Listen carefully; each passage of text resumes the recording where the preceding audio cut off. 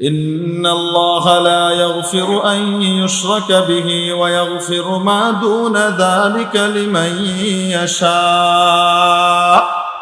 মাওলায়ে কারীম ইরশাদ করেন, নিশ্চয়ই আল্লাহ রাব্বুল আলামিন শিরকের গুনাহকে ক্ষমা করবেন না, তবে এটা ছাড়া আর যত রকমের গুনাহ হতে পারে সমস্ত গুনাহ যার ক্ষেত্রে চান সব মাফ করে দেবেন, কিন্তু শিরকের গুনাহ মাফ করবেন না।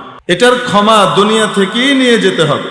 এই ক্ষমা দুনিয়া থেকে নিয়ে তারপর যেতে হবে।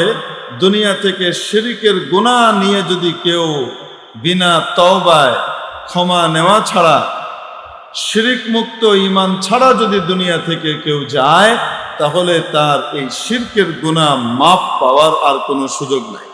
এই ঘোষণা কে করেছেন? আল্লাহ। ইন্নাশ শিরকা লাযুলমুন আযীম। হযরত লুকমান আলাইহিস সালাম তার সন্তানকে নসিহত করছিলেন। নসিহত করতে গিয়ে বলছিলেন, ইয়া বুনাইয়া লা তুশরিক বিল্লাহ, ও আমার ছেলে, প্রিয় পুত্র, বৎস, আল্লাহর সাথে কাউকে শরীক করবে না। ইন্নাশ শিরকা লাযুলমুন আযীম। নিশ্চয় শিরক সবচেয়ে জঘন্য অপরাধ, সবচেয়ে বড় অপরাধ, সবচেয়ে বড় গুনাহ, সবচেয়ে বড় জুলম। এর চেয়ে বড় গুনাহ আর নাই। শিরক দুই রকম। এক রকমের শিরক হলো প্রকাশ্য শিরক, যেমন আল্লাহকে রব এবং খোদা মানার সাথে সাথে আর কাউকে আল্লাহর সাথে সাথে পাশাপাশি খোদা মানা, এটা প্রকাশ্য শিরক। আল্লাহ তাআলার ইবাদতের পাশাপাশি অন্য কারো ইবাদত করা, এটা প্রকাশ্য শিরক। যেমন খ্রিস্টানরা তিন খোদা মানে, আল্লাহ তাআলা এক খোদা, হযরত ঈসা আলাইহিস সালামকে আরেক খোদা মানে, পবিত্র আত্মাকে আরেক খোদা মানে। কয় খোদা? তিন খোদা মানে। এটা প্রকাশ্য শিরক, শিরকে জালি। আমাদের হিন্দু ভাইরা তারা আল্লাহ ছাড়াও বহু দেবতা এর ওর মূর্তির আরাধনা করেন, পূজা করেন, এটা প্রকাশ্য শিরক। এই প্রকাশ্য শিরক আবার দুই রকম।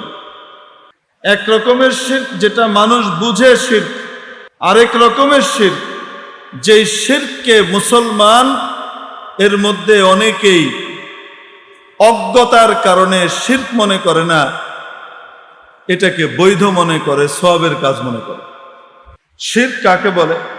যেটা শুধুমাত্র আল্লাহর জন্য প্রযোজ্য, সেই জিনিসকে গায়রুল্লাহর সাথে সম্পৃক্ত করা, গায়রুল্লাহকে সেটা দেওয়া, এটাকে বলে শিরক। বলেন তো দেখি, নামাজ কার জন্য? আরো আসতে বলেন।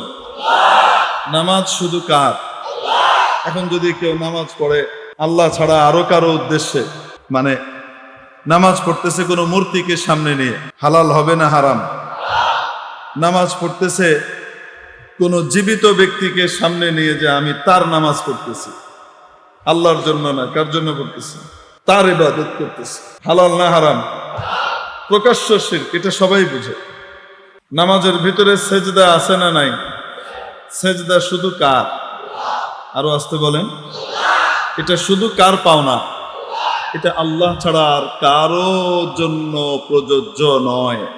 নবীজি মুহাম্মদুর রাসূলুল্লাহ সাল্লাল্লাহু আলাইহি ওয়াসাল্লামের শরীয়তের মধ্যে, সংবিধানের মধ্যে, পূর্ণাঙ্গ লেটেস্ট সংবিধানের মধ্যে আল্লাহ ছাড়া আর কাউকে সেজদা করার অনুমতি কোনোভাবেই দেওয়া হয় না।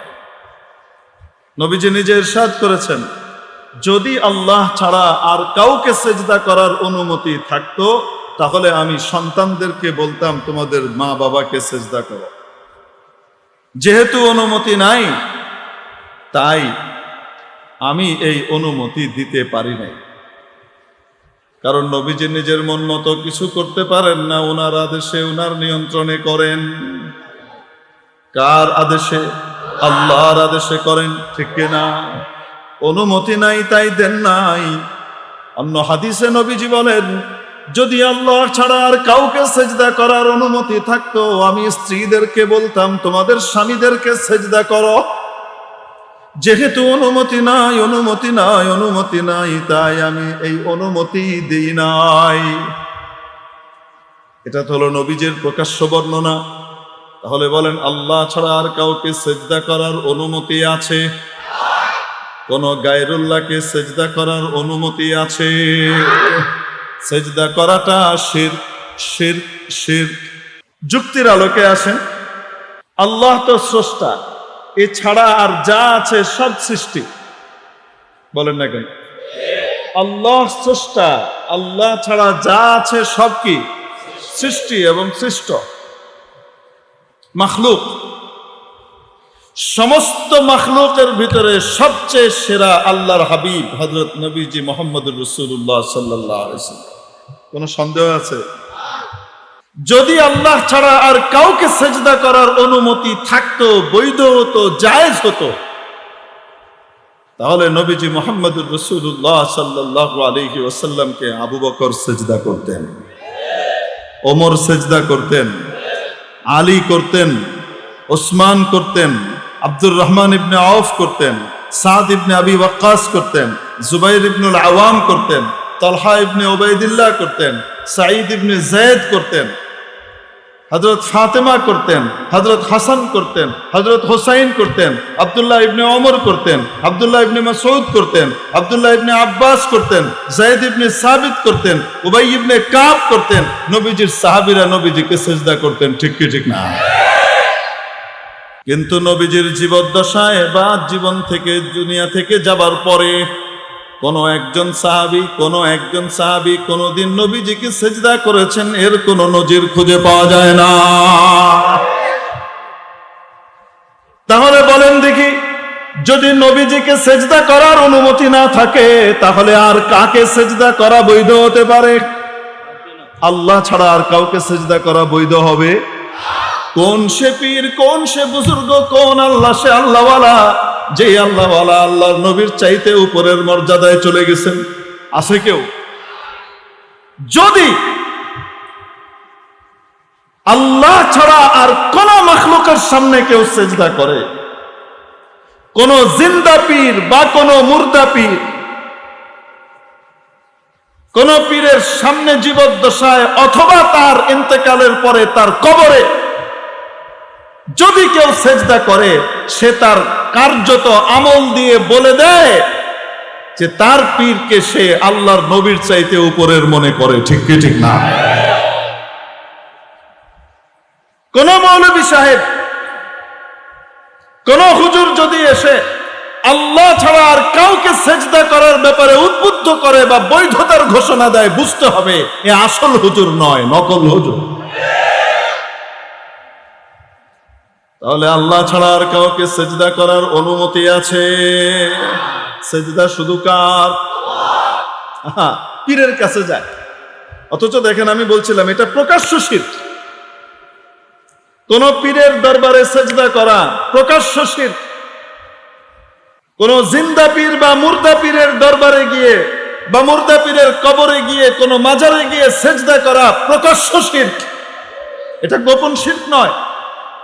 এজন্য বলেছিলাম শিরক প্রথমত দুই প্রকার, একটা হলো শিরকে জালি, আরেকটা হলো শিরকে খাফি। এটা হলো প্রকাশ্য শিরক, যেটা সবাই দেখলেই বুঝে এটা শিরক, মুসলমান বুঝে এটা শিরক। আর আরেকটা হলো গোপন শিরক, যেটাকে সে শিরক মনে করে না কিন্তু শিরক। খেয়াল করলে বুঝে যে এটা আসলে শিরক, লক্ষ্য না করলে, অনেক সময় খেয়াল না করলে বুঝতে পারে না যে শিরক হয়ে যাচ্ছে, এটা গোপন। আর প্রকাশ্য শিরক এটা আবার দুই রকম। এক রকমের শিরক যেটাকে সকলেই বুঝে যে এটা শিরক। কোন মূর্তির সামনে সেজদা করা যে শিরক, এটা সমস্ত মুসলমান বুঝে, ঠিক কি ঠিক না? বুঝে। কিন্তু পীরের দরবারে যে সেজদা করা শিরক, কোন মাজারে গিয়ে যে সেজদা করা শিরক, এটা অনেক মানুষ অজ্ঞতার কারণে বা তাদেরকে ভুল বোঝানোর কারণে তারা বুঝতে পারে না, ঠিক কি ঠিক না? যদি কেউ এরকম গুনাহ করে থাকি, আল্লাহর হস্তে আল্লাহর কাছে তওবা করে নিব, ইয়া আল্লাহ অতীতে যা করেছি এটা ভুল করেছি, আর কোনোদিন করব না। আল্লাহ তাআলার কাছে যদি কেউ তওবা করে, আল্লাহ তাবারাক ওয়া তাআলা দুনিয়াতে তার সমস্ত গুনাহ মাফ করে দেন। তার শিরকের গুনাহ আল্লাহ দুনিয়াতে মাফ করে দেবেন যদি সে তওবা করে ফেলে, ইয়া আল্লাহ ভুল করেছি, আর ভবিষ্যতে করব। অদ্ভুত, মানুষ বুঝে না, পীরের দরবারে যায়, আহা আল্লাহু আকবার। বলছিলাম যেটা শুধুমাত্র কার জন্য প্রযোজ্য, সেটা আল্লাহ ছাড়া আর কারো কাছে চাওয়া, কাউকে ওই স্থানে নেওয়া, ওই বস্তু অন্য কারোর সাথে সম্পৃক্ত করা, এটাকে শিরক বলে। সন্তান দেওয়ার মালিক কে? আরো আসতে। সন্তান তৈরি করেন কে? আরো আসতে। সন্তান দেন কে? আল্লাহ। সন্তান চাইতে হবে কার কাছে?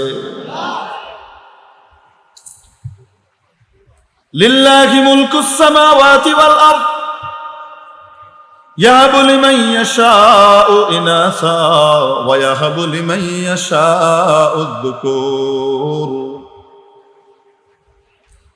গোটা আসমান জমিনের কর্তৃত্ব একমাত্র কার? সন্তান দেওয়ার কর্তৃত্বটাও কার? যাকে চান উনি কন্যা সন্তান দেন, যাকে চান পুত্র সন্তান দেন। আও ইউযাউযুহুম যুকরানা ওয়া ইনাসা ওয়া ইয়াজআলু মান ইয়াশাউ আকীমা। যাকে চান পুত্র কন্যা উভয়টা দেন, আবার যাকে চান তাকে নিঃসন্তান রেখে দেন। শরীরে কোনো খুঁত নাই, কোনো দুর্বলতা নাই, কোনো রকমের দোষ নাই, ত্রুটিহীন, সম্পূর্ণ ত্রুটিমুক্ত স্বামী স্ত্রী। মেডিকেল চেকআপে দেখা যায় কোনো রকমের সমস্যা কারো নাই, কিন্তু সন্তান হয় না। হাজার ওষুধ খাওয়ার পরেও, ট্রিটমেন্টের পরেও হয় না, বছরের পর বছর পার হয়। এরকম ঘটনা আছে না নয়? বোঝা গেল দিনকে সন্তান চাইতে হবে, তাহলে কার কাছে? কার কাছে? হযরত ইব্রাহিম আলাইহিস সালাম সন্তান চেয়েছিলেন কার কাছে? আল্লাহর কাছে। হযরত জাকারিয়া আলাইহিস সালাম সন্তান চেয়েছিলেন কার কাছে? কোরআনে কারীমে বর্ণনা আছে লম্বা চওড়া।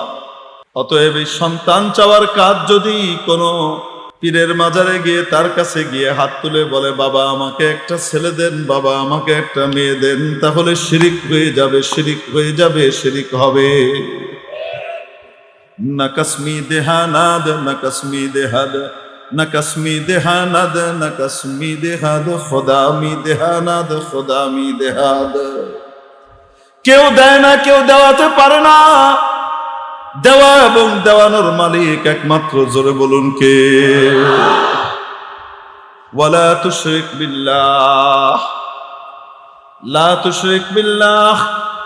ও মুআজ, আল্লাহর সাথে কাউকে শরীক করো না। যদিও শরীক না করার অপরাধে তোমাকে মেরে ফেলা হয়, মরে যেও, তারপরও শরীক করো না। তোমাকে যদি আগুনে পুড়িয়ে জ্বালিয়ে ভস্ম করে দেয়া হয়, ভস্ম হয়ে যেও, তারপরেও শরীক করো না। নবীজি হযরত মুআজকে নসিহত করেছিলেন, আমরাও মানব তো ইনশাআল্লাহ। তো বলছিলাম শিরক প্রথমত দুই রকম, প্রকাশ্য শিরক, গোপন শিরক। প্রকাশ্য শিরক আবার দুই রকম, যেটাকে সকলেই বুঝে যে শিরক, প্রত্যেক মুসলমান বুঝে শিরক। আর আরেক রকমের প্রকাশ্য শিরক, কিন্তু অনেক সময় অনেক মুসলমান এটাকে শিরক মনে করে না, গুনাহ মনে করে না, অথচ এটা জঘন্য অপরাধ। যেমন পীরের দরবারে গিয়ে সিজদা করা। কেউ কেউ এখানে এসে আবার বলে, হ্যাঁ বেসরা পীর ফকির, দেখেন সব পীর আবার এক কাতারে নিয়ে যায় না। হক্কানি আল্লাহওয়ালা নেককার বুজুর্গ পীর আছেন না নাই? আবার নকলও আছে না নাই? আছে। নকলের ব্যাপারে বলা হচ্ছে, এরা দলিল দেয় আল্লাহ ছাড়া যদি আর কাউকে সিজদা করার অনুমতি না থাকে, তো তাহলে আদম আলাইহিস সালামকে ফেরেশতারা সিজদা করলো কে? বুঝেননি কি কই? কি দলিল? হ্যাঁ, কোরআন শরীফেই তো আছে। ইউসুফ আলাইহিস সালাম বলতেছেন, স্বপ্নে দেখছি 11টা তারা, চন্দ্র সূর্য আমাকে সিজদা করতেছে। আব্বার কাছে বললেন, আব্বা ইয়াকুব আলাইহিস সালাম বললেন, ও আমার প্রিয় বাবু, তুমি তোমার ভাইদের কাছে বা অন্য কারো কাছে এই স্বপ্ন বলো না, কারণ তারা স্বপ্ন বললেই বুঝে ফেলবে। 11টা তারা মানে হলো তারা 11 ভাই, আর চন্দ্র সূর্য মানে হলো তোমার আব্বা আর আম্মা। এটা বুঝাইতেছে তারা তোমার সামনে কোনো সময় নতি স্বীকার করবেন, তোমার সামনে কোনো সময় তারা রাআইতুহুম লি সাজিদিন, আমি তাদেরকে দেখলাম যে তারা আমার সিজদা করতেছে। তো এই যে কোরআন শরীফেই তো আছে, দলিল পাইছেন নেই? হ্যাঁ, এরকম আরো অনেক গাদা খানিক দলিল। ওয়ারাফা আবাওয়াইহি আলাল আরশি ওয়া খাররু লাহু সুজদা, এই সমস্ত আয়াত দিয়ে হাদিস দিয়ে দলিল দেয়, দেয় না দেয় না? মজার জিনিস হলো এরা কোরআন নবীজির চাইতে বেশি বুঝে। যারা এখানে এই দলিল পেশ করে গায়রুল্লাহকে সেজদা করার ব্যাপারে, পীরকে সেজদা করার ব্যাপারে, মুর্দা বা জিন্দা পীরের উপস্থিতি তার মাজারে কবরে সেজদা করার কি দেয়? অনুমতি দেয় আর দলিল দেয়। এগুলা দিয়ে তারা কোরআন যেই নবীজির উপরে নাজিল হয়েছে সেই নবীজির চাইতে কোরআন বেশি বুঝে দেখা যায়। ঠিক কি ঠিক না? আসতে বলেন, ঠিক কিনা? বাপরে বাপ। আচ্ছা বলেন তো দেখি, এককালে আমাদের দেশটা কি ছিল? ৭১-এর আগে কি ছিল? বলেন না কেন? কি ছিল? পাকিস্তান ছিল। ৭১-এর পরে এটা কি? বাংলাদেশের স্বাধীনতা লাভ করার পরে ৭২ সালে সংবিধান প্রণয়ন হলো আমাদের দেশের, ঠিক কি ঠিক না? সেই সংবিধানের ভিতরে আমাদের দেশের নিয়ম অনুযায়ী অ্যামেন্ডমেন্ট হচ্ছে, পরিবর্তন হচ্ছে, সংযোজন বিয়োজন হচ্ছে। এখন কেউ যদি কয় একটা অন্যায় করলো সে, যেটা বাংলাদেশের সংবিধানে নিষিদ্ধ, এরকম কোন কাজ করে কিন্তু পাকিস্তানের সংবিধানে বৈধ, বুঝাইতে পারছি? কেউ যদি এরকম কোন অন্যায় করে আর সে বলে এটা তো পাকিস্তানের সংবিধানে ঠিক আছে, আমরা তো আগে পাকিস্তান ছিলাম, অতএব আমি কোনো অন্যায় করি নাই। বাংলাদেশ হওয়ার পরে, বাংলাদেশের সংবিধান প্রণয়নের পরে যদি বাংলাদেশের মধ্যে এমন কোন অন্যায় করে যেটা এইখানকার সংবিধানে অবৈধ কিন্তু পাকিস্তানের সংবিধানে বৈধ, বাঁচা যাবে তো? বলেন না কেন? ওখানকার বৈধতা দেখা যদি মানতে চায়, ডান্ডা খাবে কি খাবে না? খাবে। তো কেউ যদি এখন ইউসুফ আলাইহিস সালামের ঘটনাকে এখানে দলিল হিসেবে আনে, আদম আলাইহিস সালামের ঘটনাকে দলিল হিসেবে আনে, তাকে প্রশ্ন করতে হবে, তোমাকে আগে ডিসাইড করতে হবে তুমি কি ইউসুফ আলাইহিস সালামের উম্মত, ইয়াকুব আলাইহিস সালামের উম্মত, না নবীজি মুহাম্মদ রাসূলুল্লাহ সাল্লাল্লাহু আলাইহি ওয়াসাল্লামের উম্মত। এটার আগে ঘোষণা দাও, তারপরে তুমি যা ইচ্ছা করো। তুমি যদি হযরত ইউসুফ আলাইহিস সালামের উম্মতের ঘোষণা দিয়ে তারপরে তুমি সিজদা করো, আমরা তোমাকে কিছুই বলতে যাব না। কিন্তু নবীজি মুহাম্মদ রাসূলুল্লাহ সাল্লাল্লাহু আলাইহি ওয়াসাল্লামের শরীয়তের ভিতরে আল্লাহ ছাড়া আর কাউকে সিজদা করার অনুমতি দেওয়া হয় নাই।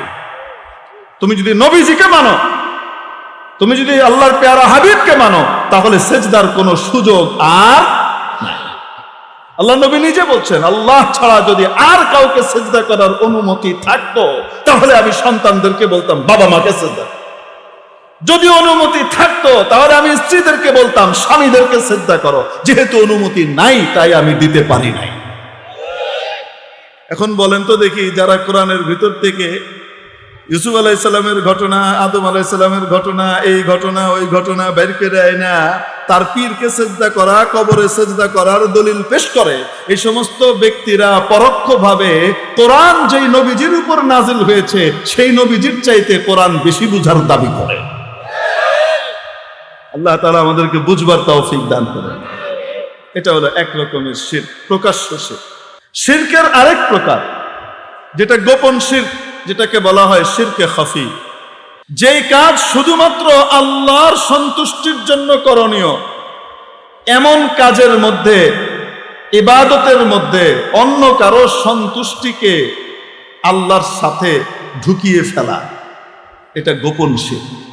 নামাজ কার জন্যে, দান খয়রাত কার জন্যে, কোরআন পড়ানো কার জন্যে, ইবাদত কার জন্যে? মেরে মুআজ্জাজ হাজিরিন, মাঝে মাঝে এর মধ্যে শয়তান অন্য কেউ ঢুকিয়ে দেয়। অন্য কেউ শয়তান কি করে দেয়? ঢুকিয়ে দেয়। এটা গোপন শিরক, সে টের পায় না যে এটা শিরক। নামাজ পড়ে, যখন একা একা নামাজ পড়ে তখন টপাটপ, আর যখন মানুষের সামনে নামাজ পড়তেছে তখন আব্দুল কাদের জিলানী হয়ে গেছে, হাতেমে আসাম হয়ে গেছে। রুকুও শেষ হয় না, এটাও শেষ হয় না, ওইটাও শেষ হয় না। সে বেচারা যদি টের নাও পায়, তারপরেও এখানে অন্যের সন্তুষ্টি ঢুকে গেছে। ঠিক কি ঠিক না? এটা গোপন শিরক, খালেস আল্লাহর জন্য হলো না, মুখলিসিন আলাহুদ্দিন হলো না। এটার অনিষ্ট কি? অনিষ্ট হলো এটার কোনো সওয়াব সে পাবে না, উল্টা এটার জন্য কিয়ামতের দিন জবাবদিহি করা লাগবে। তুমি যাকে খুশি করার জন্য করছিলা, সওয়াবটা তার কাছ থেকে নিয়ে নাও। তুমি তো আমার জন্য করো নাই, যার জন্য করেছিলে তার কাছ থেকে সওয়াব নিয়ে নাও।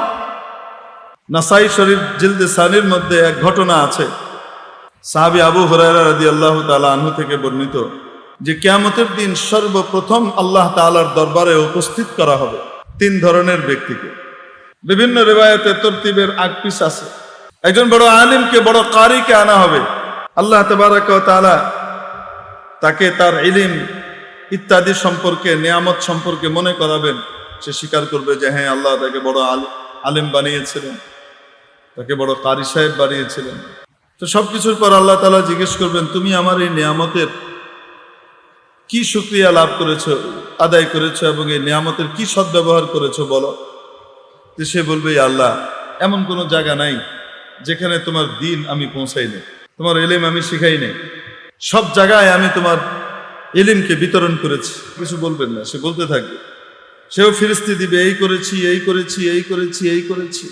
একটা পর্যায়ে বলবে, তোমাকে খুশি করার জন্য। আল্লাহ তাবারাকা ওয়া তাআলা সাথে সাথে থামাবেন এবং বলবেন, কাল্লা কাযাবতা, অসম্ভব, তুমি মিথ্যে কথা বলছো। তুমি তো এগুলো এই জন্য করেছিলা যে তোমাকে বড় কারি বলা হবে, তোমাকে বড় আলিম বলা হবে, মানুষ তোমাকে অনেক বড় বিদ্বান বলবে। ফাকাদ কিল, যে জন্য করেছিলা সেটা তো বলা হয়ে গেছে। সুম্মা উমিরা বিহি, এরপরে তার ব্যাপারে আদেশ করা হবে যে তাকে যেন উপর করে মাথাটা, মুখটা মাটির নিচে দিয়ে পা ধরে টেনে হিঁচড়ে জাহান্নামে ফেলে দেওয়া হয়, এবং তাই করা হয়। একজন বড় দানশীল দানবীরকে আনা হবে। তাকে আল্লাহ তাআলা ধন সম্পদের বিশাল নিয়ামত মনে করাবেন, যে তোমাকে আমি যে পরিমাণ নিয়ামত দিয়েছিলাম এটা আমার হাজার লাখো বান্দাকেও দিইনি, এত টাকা পয়সা। এই টাকা পয়সা দিয়ে তুমি কি করেছো? সে বলবে, আল্লাহ, হেন তোমার সন্তুষ্টির জায়গা নাই যেখানে আমি দান করি নাই। আমার দান থেকে বাইরে এরকম খুব কম লোক তুমি পাবাই আল্লাহ, কত জায়গা, সব জায়গায় দান করেছে। আল্লাহ তাআলা শুনতে থাকবে। এক পর্যায়ে বলবে, তোমাকে খুশি করার জন্য। আল্লাহ বলবেন, কাযাবতা, মিথ্যা কথা বলছো। তুমি তো এই জন্য করেছিলে যেন তোমাকে বড় দানবীর বলা হয়। যে জন্য করেছিলে সেটা তো হয়ে গেছে, তোমাকে বড় দানবীর বলা হয়েছে, এখানে তোমার জন্য কিছু নাই। তার জন্য সে একই আদেশ করা হবে, তাকেও উপর করে পা ধরে টেনে হিঁচড়ে জাহান্নামে ফেলে দেওয়া হবে। তৃতীয় ব্যক্তি, একজন বড় মুজাহিদকে আনা হবে, বড় শহীদকে আনা হবে, যে আল্লাহর রাস্তায় জান দিয়ে দিয়েছে, নিজের সবচেয়ে প্রিয় জিনিসটা আল্লাহর রাস্তায় দিয়ে দিয়েছে। তাকে আনা হবে, জিজ্ঞেস করা হবে। এই প্রত্যেকটা কাজ এমন, যে 3টা কাজ বলা হচ্ছে, এগুলার একটা কাজ কবুল হইলে সারা জিন্দেগিতে আর কিছু লাগবে না, ওইটা দিয়ে আল্লাহর কাছে পার পেয়ে যাওয়া যায়। যদি ইলম, পড়ানো, শেখানো আল্লাহর জন্য হয়, উদ্দেশ্য কি? আল্লাহর সন্তুষ্টি, তাহলে এটার দ্বারা মর্যাদা কি? মর্যাদা হলো গোটা পৃথিবীর মধ্যে যত সেরা মানুষ আছে, যত ক্যাটাগরির সেরা হতে পারে, সকল সেরার সেরা হয়ে যায়। খায়রুকুম মান তাআল্লামাল কুরআন ওয়া আল্লামা, তোমাদের মধ্যে সবচেয়ে সেরা ওই ব্যক্তি গোটা পৃথিবীতে। সবচেয়ে সেরা কে? বড় বিজ্ঞানীর কথা বলে নাই, যে কোরআন শিখে নিজে এবং অন্যকে শিখায়, সে সেরাদের সেরা। তার জান্নাতের মর্যাদার কথা কল্পনাই করা যাবে না। কিন্তু শুধুমাত্র নিয়তটা নষ্ট হয়ে গেছে, এটার মধ্যে অন্য কেউ শরীক হয়ে গেছে, যার কারণে তার এই ইবাদত বরবাদ, এটা তাকে জাহান্নামে নিয়ে যাচ্ছে। দান আল্লাহ তাআলার কাছে এত প্রিয়, এত প্রিয়, এত প্রিয়। নবীজি বলেন, আস-সাদাকাতু তুতফিউ গাদাবার রব। দান খয়রাত আল্লাহ তাআলার ক্রোধের আগুনকে নিভিয়ে দেয়। কোন বান্দা অনেক গুনাহ করেছে, গুনার কারণে আল্লাহ তাআলা বড় নারাজ হয়েছেন, গুসায় কাঁপছেন মনে করে, এরকম রাগান্বিত অবস্থাকে আল্লাহ তাআলার এই ক্রোধের আগুনকে, এই রাগকে আল্লাহ তাআলা এটাকে একদম নির্বাপিত করে দেয়, ঠান্ডা করে দেয় দান সদকা। আল্লাহর জন্য সে দান করেছে, এটা আল্লাহর কাছে বড় প্রিয়। জাহান্নামের আগুন থেকে মানুষ বাঁচবে, তার যে ঢালটা থাকবে সেই ঢালের নাম হলো দান খয়রাত। নবীজি এর জন্য বলছেন, ইত্তাকিন নার ওয়ালাউ বিশিক্কি তামরা, ও কামা ক্বালা আলাইহিস সালাতু ওয়াস সালাম। জাহান্নামের আগুন থেকে নিজেকে বাঁচাও।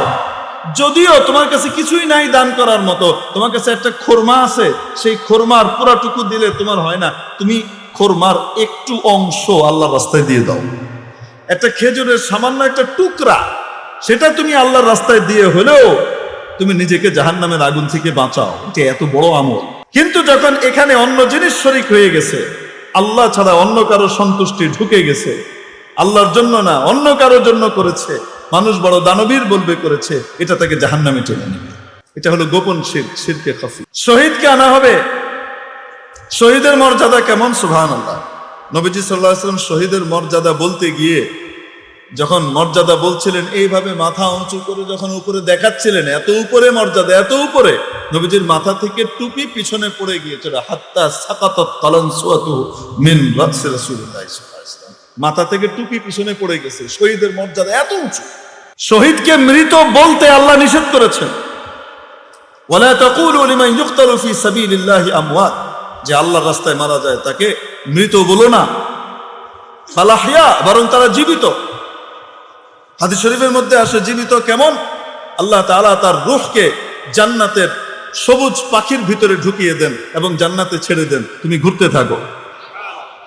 তোমার যে জান্নাত, এটার পরিপূর্ণ উপভোগ তো তুমি করবা কিয়ামতের পরে, কিন্তু তার আগেই তুমি জান্নাতে ঢুকে যাও। সে জান্নাতের নাজ নেয়ামত দেখতে থাকে, ঘুরতে থাকে, বেড়াতে থাকে।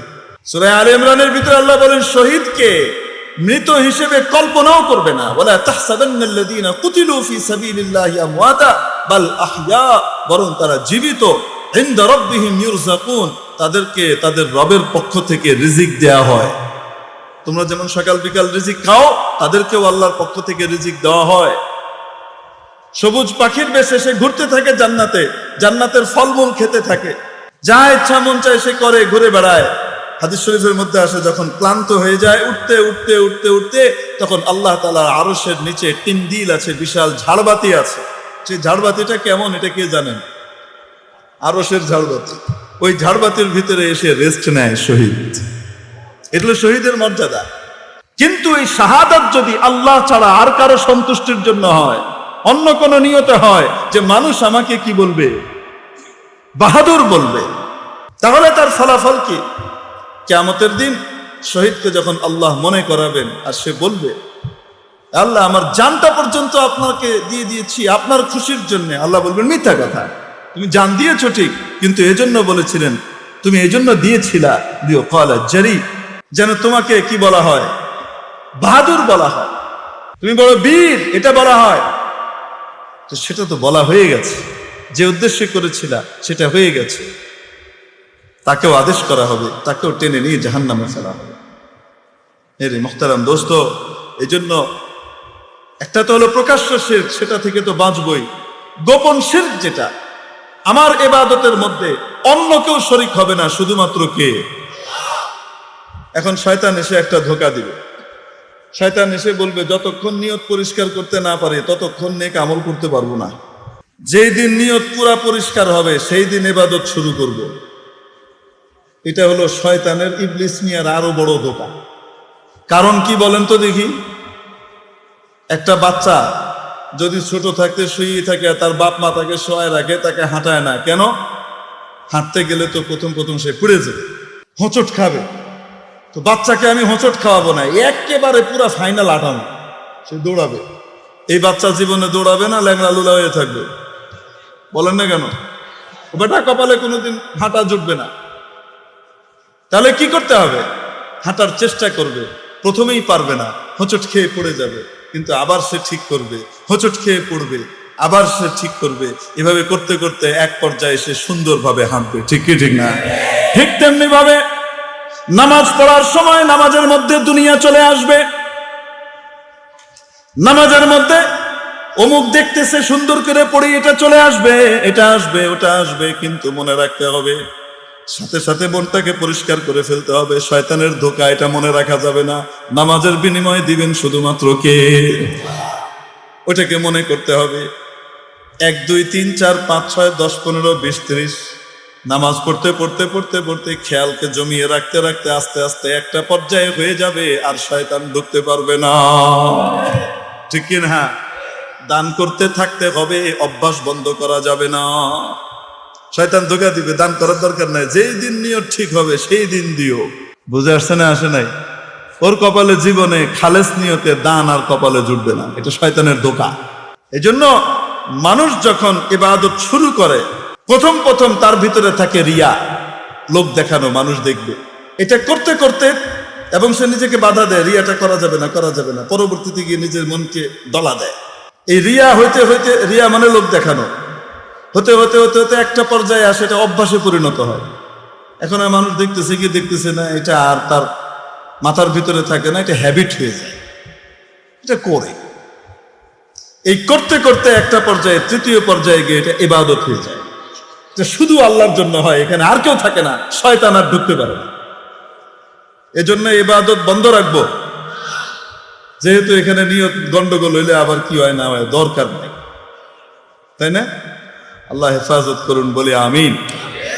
এই জন্য নিয়ত সহি করার দরকার আছে না নাই? হযরত ইমাম বুখারী রহমতুল্লাহ আলাইহি বুখারী শরীফের প্রথম হাদিসটা এনেছেন নিয়ত সম্পর্কে, ইন্নামাল আমালু বিন্নিয়াত। যে কোনো কাজের মধ্যে নিয়তকে ঠিক করে নেওয়া, কার সন্তুষ্টির জন্য? আল্লাহকে খুশি করার জন্য কাজ করে। আল্লাহ তাআলা আমাদেরকে নিয়তকে সহি করে নেবার তৌফিক নসিব করেন। এটা কিভাবে হবে? সহি নিয়তওয়ালাদের সাথে উঠা বসা করা, চলাফেরা করার মাধ্যমে তার নিয়ত পরিশুদ্ধ হবে, একা একা হয় না। মানুষ যেই পরিবেশে যায় সেই পরিবেশের দ্বারা সে প্রভাবিত হয়। মানুষ যখন গায়রুল্লাহর জন্য কাজ হয় এমন পরিবেশের ভিতরে থাকে, তখন তার দিলের ভিতরে গায়রুল্লাহর প্রভাব তৈরি হয়। যখন সে আল্লাহ ওয়ালাদের পরিবেশে যাতায়াত করে, নেককারদের পরিবেশে যাতায়াত করে, আল্লাহ ওয়ালাদের সাথে উঠা বসা করে, তখন তার দিলের ভিতরে আল্লাহ ওয়ালাদের ছাপ পড়তে থাকে। তার দিল আস্তে আস্তে পরিবর্তিত হয়ে আল্লাহ ওয়ালাতে রূপান্তরিত হয়। এজন্য সোহবতে আহলুল্লাহ, আল্লাহ ওয়ালাদের সোহবতে নিজের জীবনকে কাটাবার জন্য তৈরি আছে তো ইনশাআল্লাহ। আল্লাহ তাআলা কবুল করেন, বলি আমিন।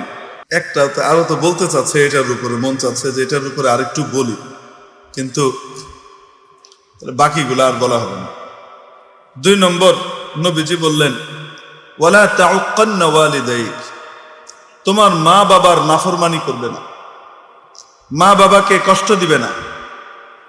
যদিও তোমার মা বাবা তোমাকে সম্পূর্ণ অযৌক্তিক একটা আদেশ করলেন, এমন আদেশ করছেন যেটা সম্পূর্ণ যুক্তি এবং আকল বিরোধী, কিন্তু আল্লাহ বিরোধী না।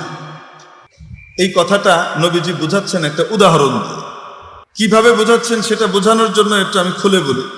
আপনি নিজের টাকায়, নিজের উপার্জন দিয়ে একটা জমি কিনেছেন, বাড়ি করেছেন, আপনার বাবা মার কোনো টাকা পয়সাই নেই।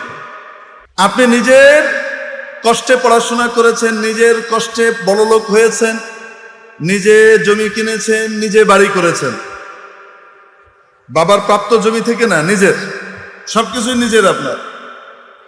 করার পরে আপনি ওয়েল ডেকোরেটেড বাড়িতে যেদিন উঠবেন, সেদিন বাপ মা এসে বাইরে এই বাড়ি থেকে এনে আমরা থাম।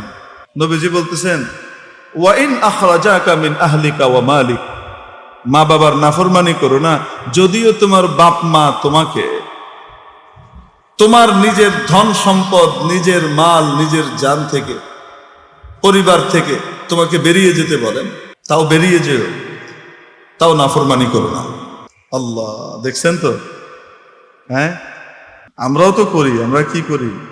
বাপের দেয়া জমি, মায়ের দেওয়া জমিতে বাড়ি তুললা, তারপরে আর এনে বাপ মায়ের জায়গা হয় না, আমরা এমন করা করি।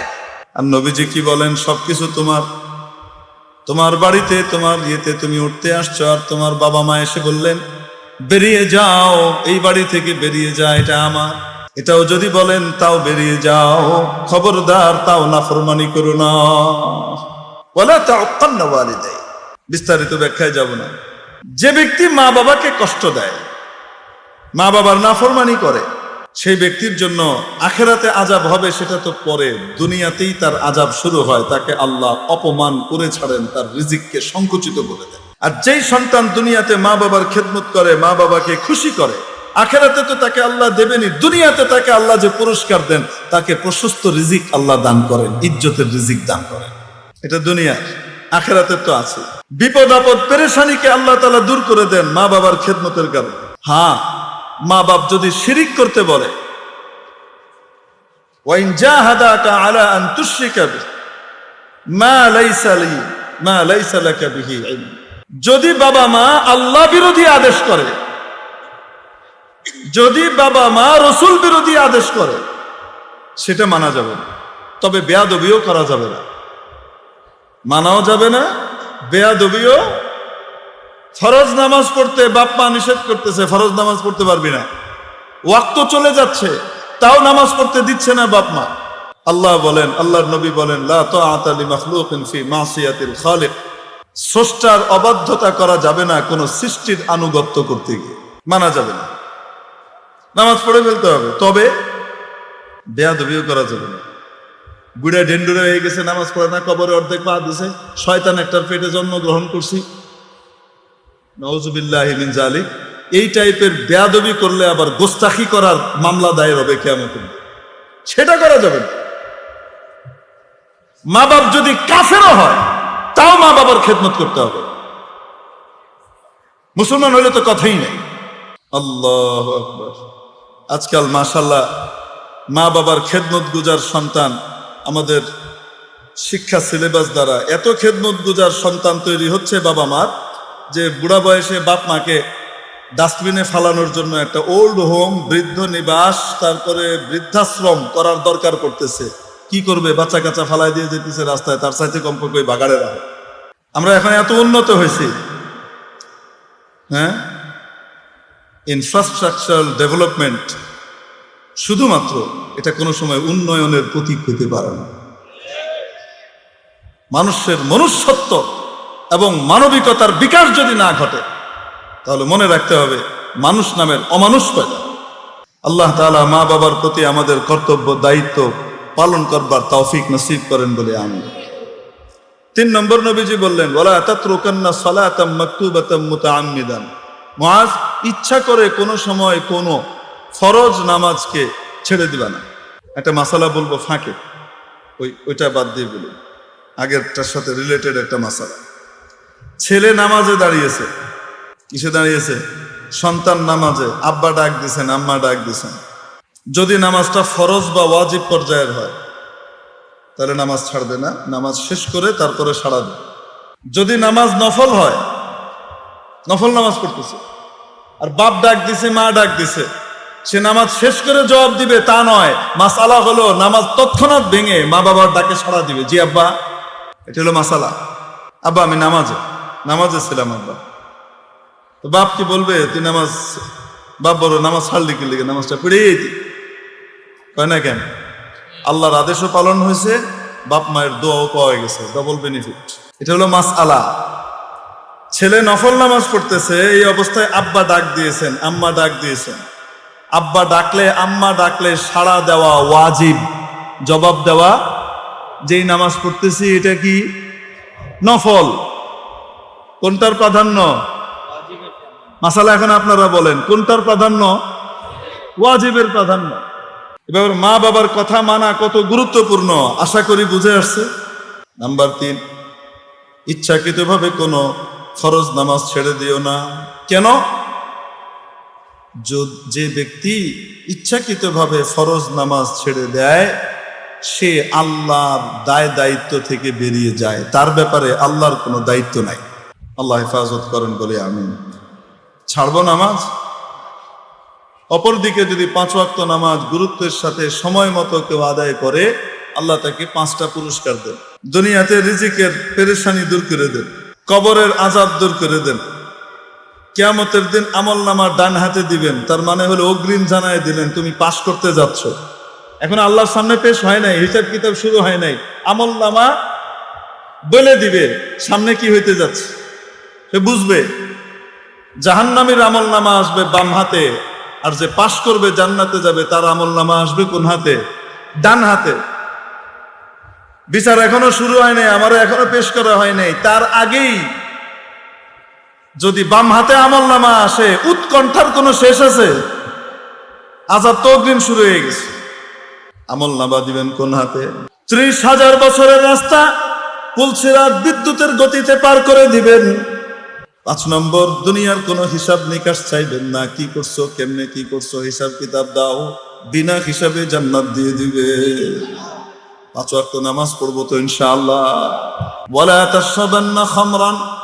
4 নম্বর নবীজি বললেন, খবরদার খবরদার খবরদার, মদ খাবে না, নেশা করবে না, নেশা করবে না, মদ খাবে না। কেন? নবীজি বললেন, নেশা এটা সমস্ত নির্লজ্জ কাজের মাথা আর মূল। ফাইন্নাহু রাসু কুল্লি ফাহিশা। যত নির্লজ্জ কাজ আছে, এই নির্লজ্জ কাজের মূল হলো নেশা করা, মদ খাওয়া। এই কাজ যখন করে, আর কি জানে বেড়া ওঠে না, কি জানি কয়, যে সময়ে নেশা করার টাইম, ওই সময় আসলে এটারে কি যেন একটা শব্দ কয়, ভেড়া ওঠে, ভেড়া। হ্যাঁ, কি ওঠে? গেরা নেই। 5টার সময় এই যে ইঞ্জেকশন মারে, মনে করেন ওই 5টার আগেই তার মাথা খারাপ হইতে থাকে, শরীর কাঁপতে থাকে, এটারে কি কয়?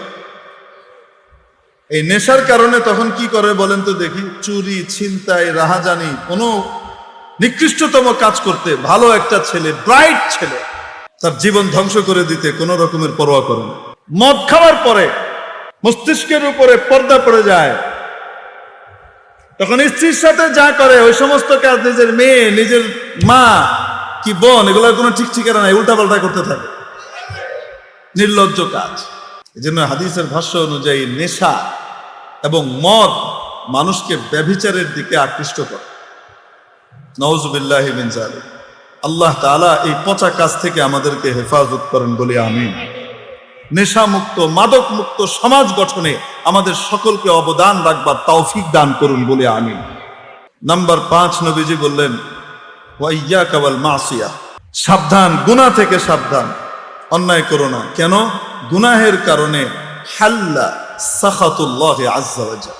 এই গুনার কারণেই আল্লাহ তাআলার অসন্তুষ্টি, নারাজি এবং গোসা মানুষের উপরে নিপতিত হয়। কোরআনে কারীমে মাওলা বলেন, ফাকুল্লান আখাযনা বিদামবি। ইতিপূর্বে যাদেরকে আমি পাকড়াও করেছি তাদের গুনাহের কারণে করেছি।